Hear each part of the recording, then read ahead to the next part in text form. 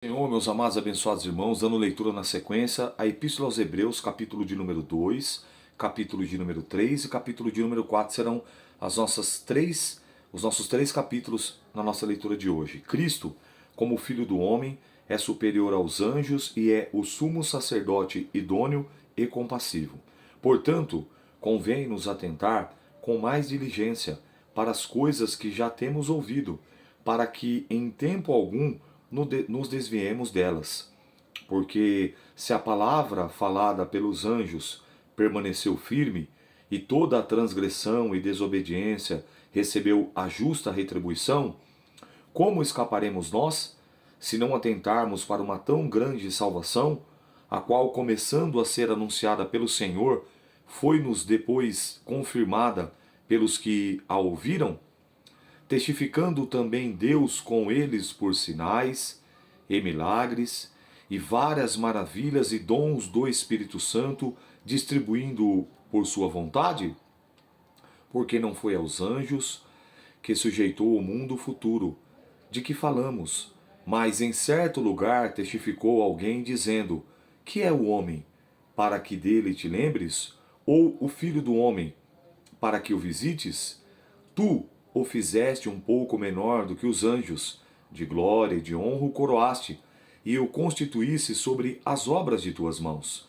Todas as coisas lhe sujeitaste debaixo dos pés. Ora, visto que lhe sujeitou todas as coisas, nada deixou que lhe não seja sujeito. Mas agora ainda não vemos que todas as coisas lhe estejam sujeitas. Vemos, porém, coroado de glória, de honra, aquele Jesus que fora feito um pouco menor do que os anjos por causa da paixão e da morte. Paixão aqui é sofrimento. Para que pela graça Deus provasse a morte por todos, porque convinha que aquele que para quem são todas as coisas e mediante quem tudo existe, trazendo muitos filhos à glória, consagrasse pelas aflições o príncipe da salvação deles. Porque assim, o que santifica como os que são santificados são todos de um, por cuja causa se envergonha de lhes chamar irmãos? Dizendo: anunciarei o teu nome a meus irmãos, cantar-te-ei louvores no meio da congregação. E outra vez, porei neles a minha confiança. E outra vez, eis-me aqui, a mim e aos filhos de Deus que me deu. E visto como filhos participaram da carne e do sangue, também ele participou das mesmas coisas, para que pela morte aniquilasse o que tinha o império da morte, isto é, o diabo, e livrasse todos os que, com medo da morte, estavam, por toda a vida, sujeitos à servidão. Porque, na verdade, ele não tomou os anjos, mas tomou a descendência de Abraão, pelo que convinha que em tudo fosse semelhante aos irmãos, para ser misericordioso e fiel sumo sacerdote naquilo que é de Deus, para expiar os pecados do povo, porque naquilo que ele mesmo sendo tentado, padeceu, pode socorrer os que são sendo tentados. É interessante aqui que o escritor aos Hebreus ele gosta de pontuar a, a verbalização, a encarnação de Jesus o Cristo, feito menor que os anjos, ou seja, assumiu a figura humana. Paulo fala e compara esse nosso corpo, chamado o corpo de humilhação. É muito importante nós temos esse entendimento, que olha que coisa tremenda ele fala no versículo 17 do capítulo 2. Pelo que convinha que em tudo fosse semelhante aos irmãos, para ser misericordioso e fiel sumo sacerdote naquilo que é de Deus, para expiar os pecados do povo. Verso 18. Porque naquilo mesmo que ele sendo tentado, padeceu, pode socorrer aos que são tentados. Em outras palavras, a pior crise, a pior dificuldade, a pior luta, o pior momento que você possa estar enfrentando na sua vida espiritual, emocional, psicológica, financeira, conjugal, familiar, o momento mais difícil, mais crítico, o pior dilema, a pior crise que você possa estar vivendo, o Senhor Jesus sabe exatamente o que se passa dentro de mim e de você também. É isso que ele está dizendo aqui. Ora, ele se compadece. Por exemplo, vou simplificar para você entender. Ele sabe o que é ter fome, não porque ele ouviu falar, mas porque ele teve fome. Ele sabe o que é o ter sede, não porque ele ouviu falar, mas porque ele teve sede. Mas aonde diz na Bíblia que ele teve fome? Dois textos, por exemplo. Mateus 4 e Lucas 4 também confirma.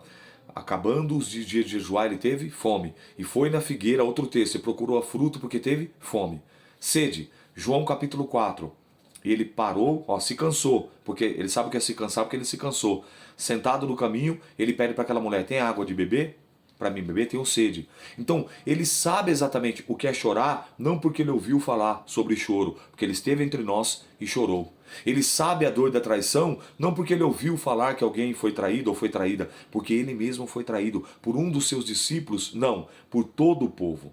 E também por um dos seus discípulos que ele orou a noite inteira, segundo Lucas capítulo 6, versículo 12, nos narra que ele sobe para o monte, fica a noite inteira, e quando ele desce, ele chama inclusive Judas Iscariotes para ser um dos 12 e compor o corpo eclesiástico do Messias. Ele sabe tudo isso porque ele encarnou e ele sentiu no corpo, na alma e no espírito. Você consegue entender a dimensão disso? Então por isso que o subtítulo fala assim, Cristo como Filho do Homem é superior aos anjos e sumo sacerdote idôneo e compassivo. Conseguiu compreender? Vamos lá então. Capítulo de número 3 de Hebreus, subtítulo: Cristo é superior a Moisés, o perigo da incredulidade e da desobediência. Pelo que, irmãos santos, participantes da vocação celestial, considerai a Jesus Cristo, apóstolo e sumo sacerdote da nossa confissão, sendo fiel ao que o constituiu, como também o foi Moisés em toda a sua casa. Porque ele é tido por digno de tanto maior glória do que Moisés, tanto maior honra do que a casa, do que aquele que a edificou. Porque toda a casa é edificada por alguém, mas o que edificou todas as coisas é Deus. E, na verdade, Moisés foi fiel em toda a sua casa, como servo, para testemunho das coisas que haviam de anunciar. Mas Cristo, como Filho, sobre a sua própria casa, a qual casa somos nós, se tão somente conservarmos firmes a confiança e a glória e a esperança até o fim. Portanto, como diz o Espírito Santo, se ouvirdes hoje a sua voz, não endureçais os vossos corações, como na provocação, no dia da tentação no deserto, onde os vossos pais me tentaram e me provaram, e viram por 40 anos as minhas obras. Por isso me indignei contra essa geração e disse: esses sempre erram em seu coração, e não conheceram os meus caminhos. Assim jurei, na minha ira, que não entrarão no meu repouso. Vede, irmãos, que nunca haja em vós qualquer um coração mau e infiel, para se apartar do Deus vivo. Antes, exortai-vos uns aos outros todos os dias, durante o tempo que se chama hoje, para que nenhum de vós se endureça pelo engano do pecado, porque nos tornamos participantes de Cristo se retivermos firmemente o princípio da nossa confiança até o fim. Perceba aqui, no versículo 6 e no versículo 14, ele vai concluir da mesma maneira, a glória, esperança até o fim. Capítulo 3, versículo 6. Capítulo 3, versículo 14. O princípio da nossa confiança até o fim. O que isso me arremete aqui? Me arremete em Mateus capítulo 24, 13, onde Jesus ele diz assim, aquele que perseverar até o fim, esse será salvo. Então, qual é a fala que eu vou pedir para você dizer aí no dia de hoje? Lembra que eu pedi para você escrever anteriormente? O Deus que não pode mentir? Agora é necessário que você escreva assim, eu preciso ir até o fim. Ou seja, vai até o fim. Você precisa perseverar. Você percebe aqui que nessa leitura dessa palavra, você vê, hoje é o dia 63. Muitos já naufragaram, muitos já abandonaram, muitos já não conseguiram. São poucos que vão perseverando. Então percebe, eu preciso ir até o fim. Tudo aquilo que você se dispõe ou se predispõe a fazer, pense bem. Por isso que Jesus ele dá um conselho. Antes de você começar uma obra, antes de você começar um projeto, senta-se, faça-se as contas, analise, vê se você vai ter condição de iniciar, de desenvolver, discorrer e concluir. Vai até o final. Por isso que ele fala, vai até o fim. A esperança até o fim. A perseverança, a confiança até o fim. Então Jesus fala, aquele ou aquela a que perseverar, que for até o final, somente esses é que obterão o prêmio da soberana vocação que é a nossa salvação. Então se você não consegue perseverar, se você não consegue se dedicar, ter uma disciplina em uma simples leitura da bússola, do mapa, do manual, do GPS, do guia que o Senhor nos deixou, como é que está a tua vida espiritual? Será que no final, será que você ainda vai acreditar que Deus ele pode fazer o sobrenatural? Será que você ainda vai acreditar que Jesus realmente ele vai voltar? Você vê, você vai se envolvendo com as coisas desse mundo. Por isso que Paulo falou a Timóteo, aquele que milita deve militar legitimamente. Porque ele não pode se embaraçar com as coisas desse mundo e dessa vida. Não pode permitir que as coisas dessa vida atrapalhem, interfiram o seu relacionamento com a palavra de Deus, com Deus, Pai, Filho e Espírito Santo. Mas não é isso que tem acontecido. Muito pelo contrário, as pessoas preferem dar desculpas. E no final, naquele grande dia, a desculpa não vai colar. Não vai dar certo. Porque Deus ele preparou meios, recursos e me levantou nesse ano de 2025 para fazer essa leitura diariamente, disciplinadamente, pontualmente, todo santo dia, de domingo a domingo, de segunda a segunda, sem falhar, para a honra e glória do Senhor Jesus. E nós vamos assim até o final. Então, meu irmão, redobre aí, repense aí, reveja aí como é que está o seu relacionamento. Em que lugar o Pai, o Filho e o Espírito Santo e a sua palavra se encontram na tua vida. Já falamos sobre isso, que a prioridade, a primazia deve ser Deus e o seu reino. E as demais coisas ele vai acrescentar. E você ainda continua se embaraçando, você ainda continua se enlaçando com coisas que vão atrapalhar, interferir na sua comunhão, no seu relacionamento. E o pior de tudo, que pode até roubar a sua salvação. E é por isso que João, escrevendo as igrejas do Apocalipse, ele diz à igreja de Filadélfia: eis que venho sem demora, guarda o que tens, para que ninguém tome ou ninguém roube a sua coroa. Se ele manda guardar, é porque pode perder. Se ele manda guardar, é porque pode ser roubado. Então você vai escrever hoje assim, ó: eu preciso ir até o fim, ou eu preciso perseverar até o final. Porque no versículo 6 ele fala assim, ó: da esperança até o fim. E no versículo 14 do capítulo 3 de Hebreus ele diz: o princípio da nossa confiança até o fim. Vai até o fim. Vai até o final. Versículo 15: enquanto se diz hoje, se ouvirdes a sua voz, não endureçais os vossos corações, como na provocação. Porque, havendo alguns ouvidos, o provocaram, mas não todos, os que saíram do Egito por meio de Moisés. Mas, com quem se indignou por 40 anos, não foi porventura com os que pecaram, cujos corpos caíram no deserto?